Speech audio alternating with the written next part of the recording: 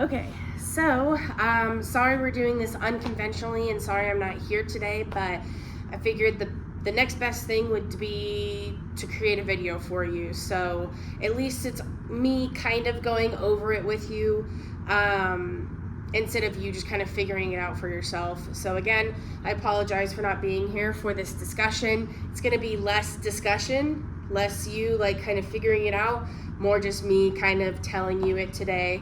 But we're going to go through the mass and volume lab. So if you don't have the mass and volume lab from block day out, I would get that. If you need it, it's in the absent bin. But we're going to be discussing that right now. So you had two metals. You had gold metal and silver metal. Gold metal was metal A, silver metal was metal B. So the whole point here was, especially if you were the person measuring them, you probably noticed when you were holding the same size pieces. So these are both, actually this is not, these are both the 12s. So they're the same size, the same volume, but they definitely have different masses. So what does that mean? What's the relationship between mass and volume? Because they have the same volume, but their mass is different.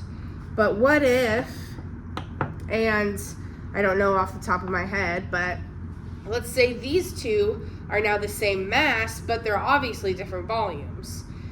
So those relationships are going to kind of toggle with each other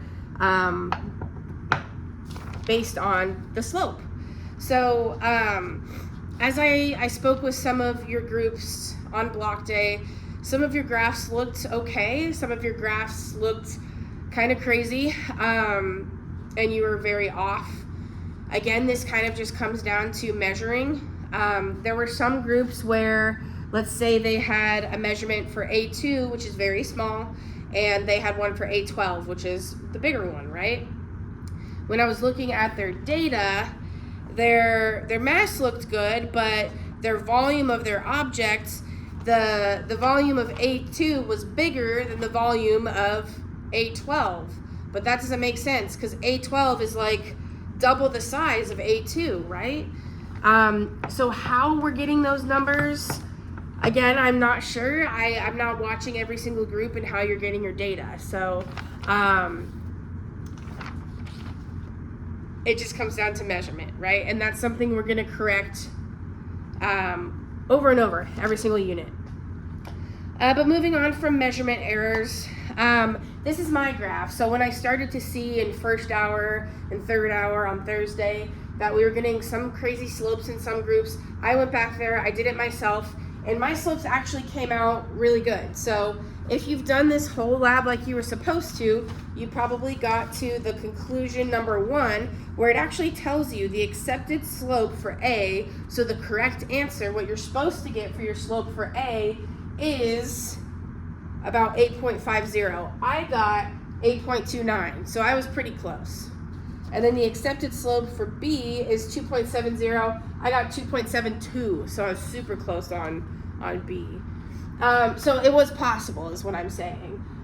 There wasn't anything wrong with the lab or the pieces of metal themselves or anything. So, all right, with that being said, I just wanted to show you my graph.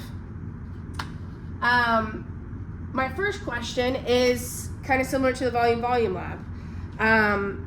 Should this go through 0, 0? Let's kind of talk about that y-intercept again.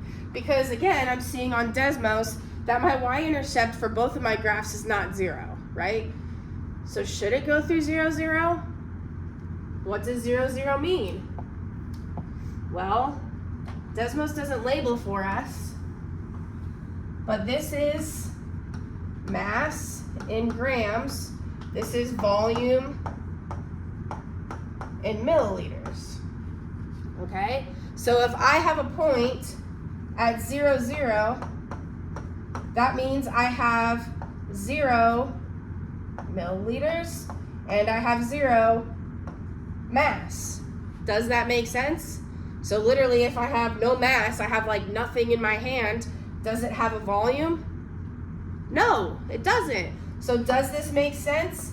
Yes, it makes sense. No mass, no volume, obviously, right? There's nothing there. So yes, this should go through 0, 0. They both should. No matter what it is, no mass, no volume. That makes sense.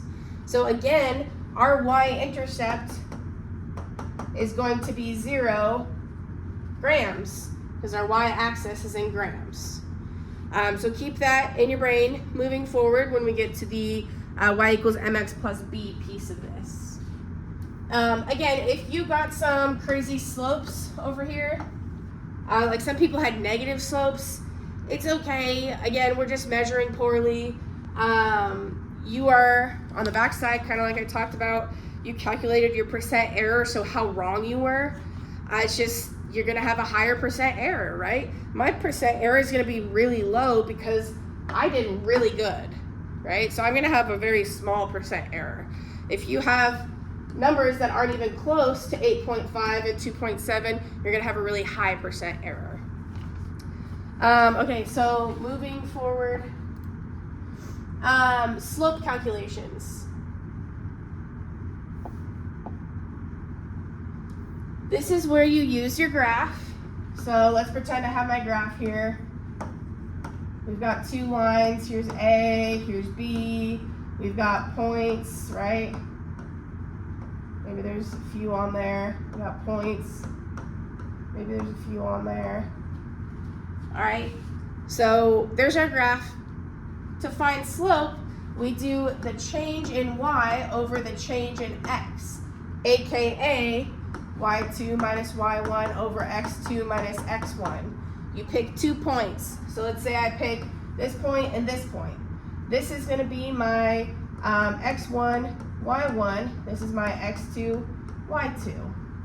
So I plug that in using y2 minus y1 over x2 minus x1. Again, you should get something close to what your graph said. Your graph literally gave you what your y equals mx plus b was. It told you what your slope was, like I had on that last slide. It was highlighted for me. So if your slope on your graph was 8.7, but when you calculate it, you get 66, you're doing something really wrong, all right? And you might want to ask for some help.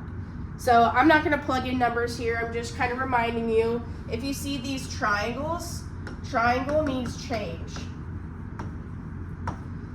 You'll definitely see the triangle on your test, so just kind of reminding you, that means change in something. So that's why we have to choose 2 points on our line of best fit and subtract y2 minus y1 over y2, or x2 minus x1. And again, same thing for b, I would choose 2 points. The one that's lower down is 1. The one that's higher up is 2. So we would do the same thing over here.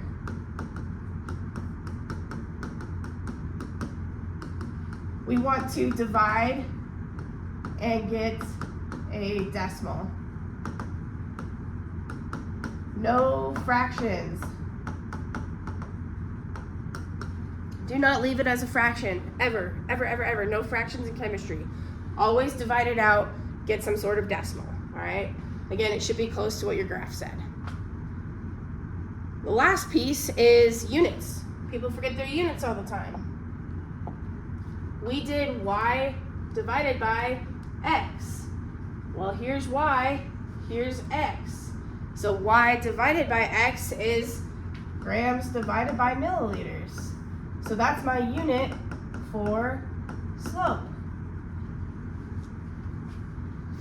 All right. So that's a little rundown on slope. Now we're going to jump into this next piece, which is y equals mx plus b. So what does y represent? Again, we're looking for words here. So y-axis, mass. What's the unit of mass? Grams. What is m? M every time is slope. Slope every time is the relationship between x and y, the relationship between y over x, grams per milliliter. X represents volume in milliliters. And B is always the y-intercept, which again in this case is 0. For the most part for us in chemistry it's going to be 0.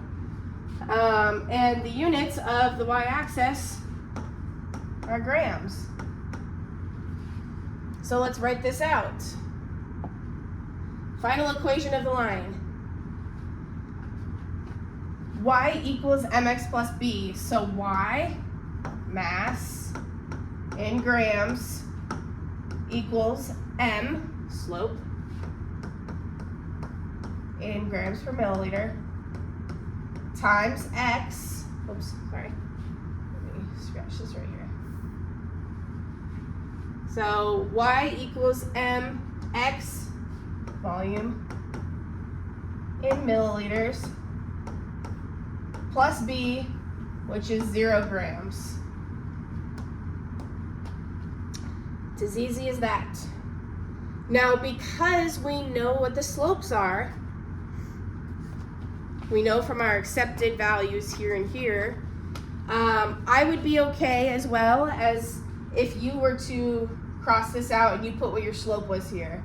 So this first one, the slope, the accepted for A, is 8.50. This is on page 2, conclusions number 1. So if you were to put the actual slope of that material, the actual relationship, which is 8.50, that's fine. So if you took out the word slope and made it that number, that's okay. So does anything differ for line B? Is anything here and here going to change? No. What's going to change? The slope. Do they have the same slope? No, they have very different slopes. A has a much higher slope than B. And we can also see that in our accepted value here on page 2. So it's going to end up being the same thing. Mass in grams is equal to, again, we could write slope. I'm going to write the accepted value.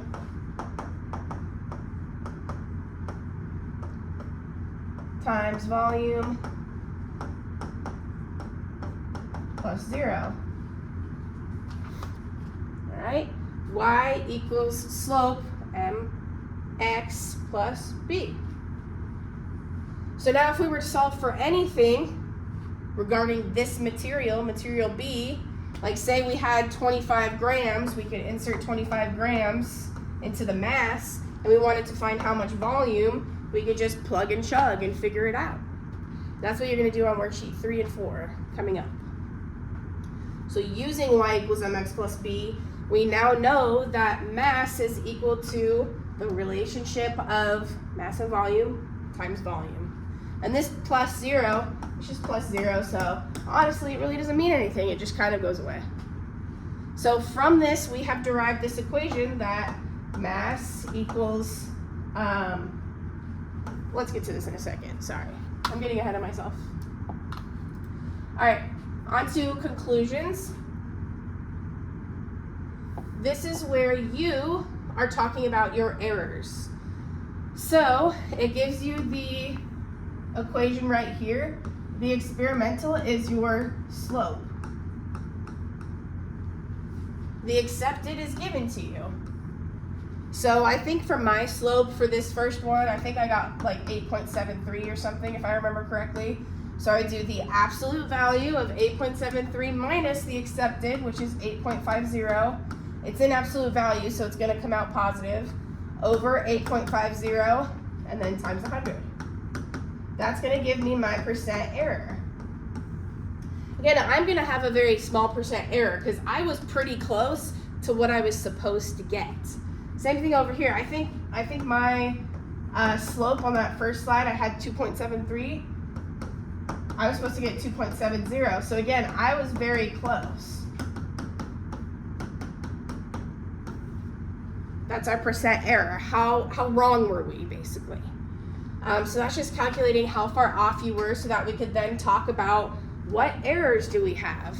Again, the biggest one is measuring. You and your group might know something that you did wrong.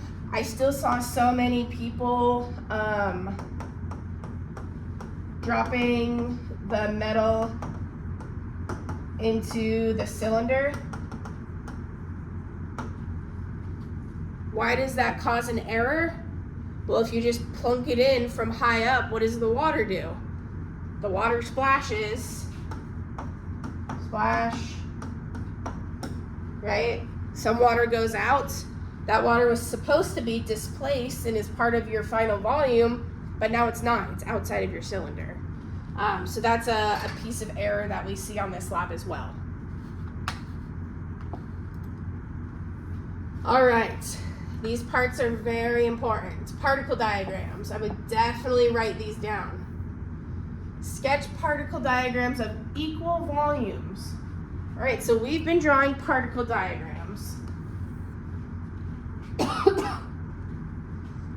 Particle diagrams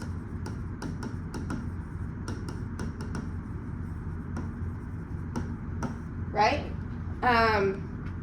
Particle diagrams, we have like a box, we've got particles,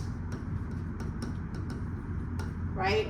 We've got whooshies. We've got stuff going on in our particle diagrams that we've been learning about. Well, we're sketching particle diagrams for metal A and metal B. What is metal made of? Is it a solid, liquid, or gas? Because we've learned 3 types of particle diagrams so far: solids, liquids, and gases. Well, metal, those are both solids. So we're going to be drawing solid particles for metal A and metal B. So what does equal volumes mean? Well, when we draw particle diagrams, we're drawing all of these things. Which of those things would represent volume? How much space something takes up? That's going to be our box. So the bigger the box, the more volume there is. The smaller the box, the less volume there is. So if we have equal volumes, that means we need the same size box. So work really hard to make these look the same size.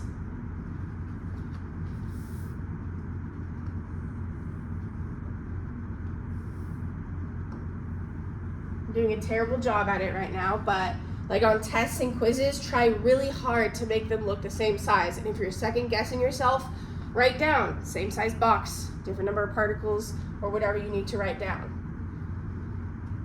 But let's think about this. Let's draw the graph. We're dealing with this graph, grams per milliliter, metal A, metal B, all right? If we have equal volumes, volume is on the x-axis. So let's say this is our equal volume right here in pink.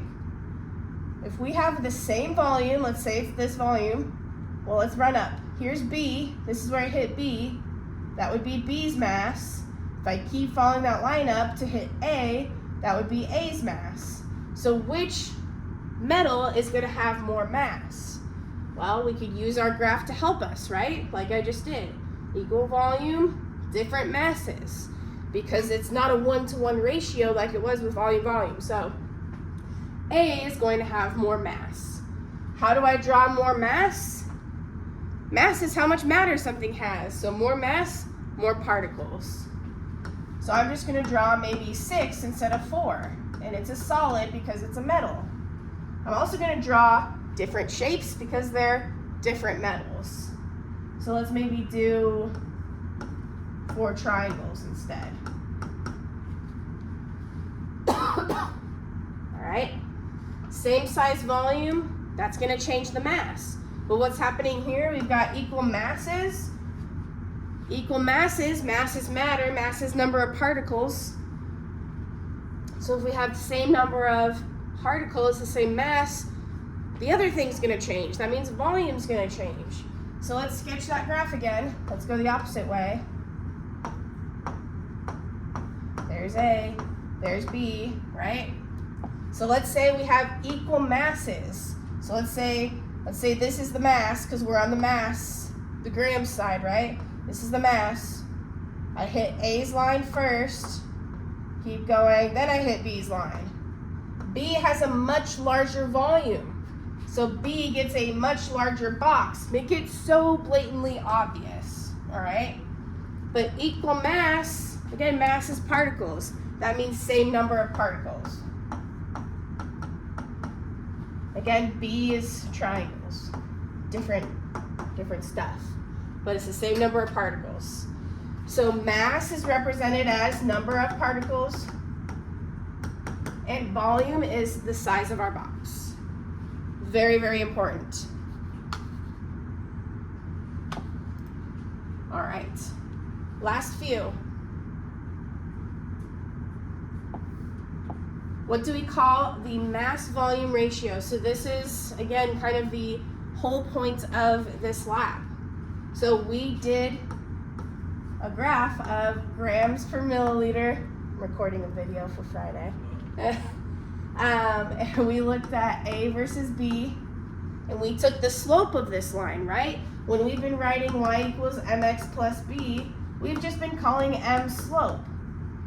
But in this case, m has a name. We've heard m before. You've all probably heard this word before. Some of you know it. If I were there, some of you would be shouting it out right now. But because you're not, I have to tell you, all right? So the mass to volume ratio, so grams per milliliter, this is called density.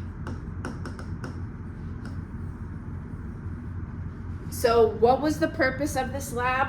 It was to figure out the relationship between mass and volume. That relationship is density. Every material in the whole entire world has a different density. And that's why when you hold A12 and B12, they're the same volume, but they're different masses because they have different densities, a different mass to volume ratio. So when they're at that same volume, they have a different mass. When they're at different volumes, they then have the same mass. All right? So this is kind of like what we just did. So I'm going to draw our graph again. These next two questions. How would equal volumes compare? Well, we just said equal volumes. Volumes down here. If we were at a set volume, B would have less mass than A.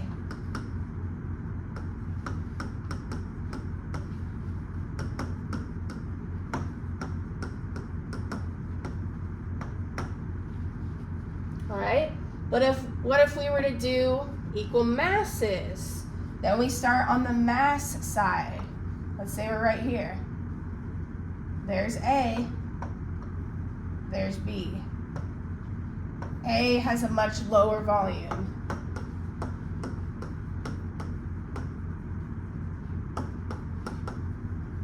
That's how we can use our graph. All right, so whole point of this is to make sure we're calculating slope correctly, y2 minus y1 over x2 minus x1, to derive our density equation. So what I want to add on to y equals mx plus b. So we know that y is mass in grams. M is now density. We were just calling it slope. It's density times volume in milliliters. So we have derived this equation. We're going to use that equation over and over and over again to solve for one or the other. So if we have the volume of something, we know the density, we can solve for how much mass it's going to be. If we have the mass, we know the density, we can solve for how much volume it's going to be. If we have the mass, if we have the volume, we can solve for the density, and so on and so forth. So that is the Mass and Volume Lab. I hope you have a great day.